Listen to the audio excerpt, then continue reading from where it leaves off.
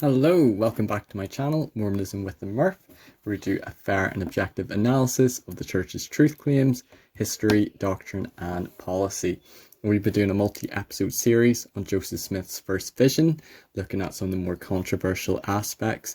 If you didn't watch part 1, please go back and watch it. We looked at Joseph Smith's primary accounts of his first vision and had a little bit of a look at what the LDS Gospel Topics essay and President Gordon B. Hinckley had to say about the first vision. In part 2, we're going to be diving into who removed the 1832 account of Joseph Smith's first vision. It was written in Joseph's journal, and in the early 1920s or 1930s, it was removed, most likely, as critics would say, Joseph Fielding Smith, and locked away in the church historian's vault, and it was locked for many decades until 1965. It was then taped back in to Joseph's journal, and then it became publicized. Now, the question is, why was it taken out or torn out of Joseph Smith's journal in the first place? So, let's dive in a little bit deeper. So this is from Fair Latter-day Saints. The question is, did Joseph Fielding Smith remove the 1832 account of Joseph Smith's first vision from its original letterbook and hide it in his safe? So a snapshot. They say it is not known who removed the pages from the book or why, nor is it known when or why they were restored to the book. The removal may have been done by Joseph Fielding Smith, Earl E. Olson, or A. William Lund. Now they go into a lot more detail. They say, although the editors of the Histories volume of the Joseph Smith papers do not discuss why the 1832 history was excised or removed, we can speculate about who might have removed the leaves and why, because we know that the missing pages were kept in the office safe of Joseph Fielding Smith. So that's a fact. They know that, can't be disputed. It is unlikely that the leaves were removed simply in accordance with the archival practice of separating collection based on content.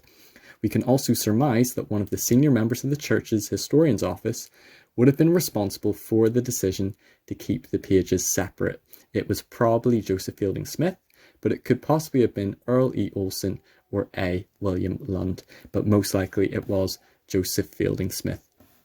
There are no available records for the reasoning behind the decision to keep the 1832 account from becoming widely known, but the history of denying researchers access to the account, such as the Tanners, suggests some uneasiness about its contents.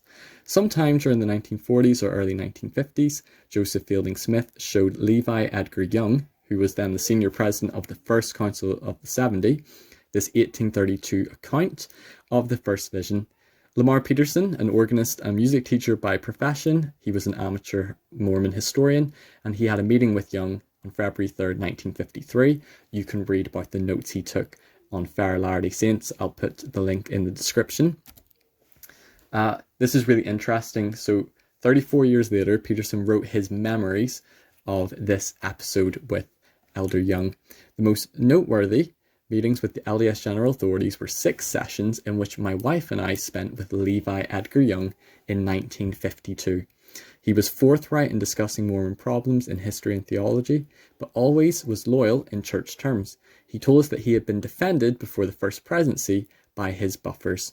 He told us of a strange account in Young's own terms of the first vision, which he thought was written in Joseph's own hand, which had been concealed for 120 years in a locked vault. He declined to tell us details, but stated that it did not agree entirely with the official version. Jesus was the center of the vision, but God was not mentioned. If you remember in the 1832 account, which I read, and you can go check this out yourself, it says the Lord appeared to Joseph Smith, but was that just referring to the Lord as in Jesus, because he identifies himself as Jesus? So was God not mentioned? Hence, maybe why this is considered a controversial account and why it was removed from Joseph Smith's letterbook. Lamarck continues, I respected Young's wishes that the information be withheld until after his death. Even though Levi Edgar Young told Lamar Peterson that he had read the strange account of the first vision, he had been instructed to not copy or tell what they contained, and accordingly he did not divulge the contents to anyone. However, while not providing any detailed information about the strange account of the first vision, Young did disclose that it described a vision of only Jesus, without any mention of God. Peterson kept this information confidential until Young's death in December 1963. So then in early 1964, Peterson told Gerald and Sandra Tanner about the strange account of the first vision. They wrote to Joseph Fielding Smith asking for an opportunity to see this early account. Joseph Fielding Smith did not know exactly what Levi Edgar Young had told Lamar Peterson. He refused to let the Tanners see the 1832 history. However, about the same time, Joseph Fielding Smith relinquished the 3 leaves of the excised 1832 history from his private custody within his office safe and transferred it back to the regular church's historians collection. So because it got leaked to the Tanners by Lamar Peterson and the Tanners knew about it, then Joseph Fielding Smith had them put the pages that were cut out to be taped back into Joseph Smith's journal. He then authorised Earl E. Olson, his assistant church historian, to show the newly available leaves to Paul R. Cheeseman, a BYU graduate student working on his thesis. Cheeseman explained that Olson demonstrated how the pages matched with the edge of the journal to prove the location in the Joseph Smith's letterbook. As a result of this assistance, Cheeseman prepared a typescript in his 1965 BYU master's thesis on Joseph Smith's vision. Later that same year, Gerald Tanner and Sandra Tanner were the first to publish the text of the 1832 account using Cheeseman's imperfect transcript. So that's sort of like the background and history with regards to the 1832 account. It was most likely removed, cut out by Joseph Fielding Smith, hidden in the church's historian's vault. I believe they date the tape to around the 1920s or 1930s, so at least for many decades. One can only speculate, but it's most likely because it's different to the 1838 account in Levi Edgar Young's own terms. It's a strange account. Jesus is at the center of the vision. God isn't really mentioned that clearly. And then it gets leaked to to the Tanners by Lamar Peterson. And then because it gets leaked, it then gets taped back into Joseph Smith's letterbook and it becomes publicized.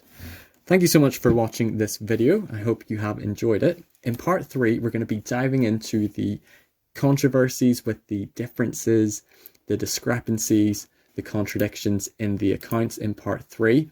It's going to be really good. We're going to look into a lot of the things critics would bring up about the problems with the accounts and see if there's some faithful responses to it.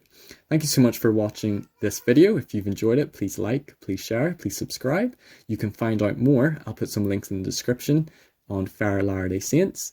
You can also watch an interview with Sandra Tanner on Mormon Stories where she shares more about her experience. If you care to donate, you can to my PayPal, stephen.murphy1996@outlook.com.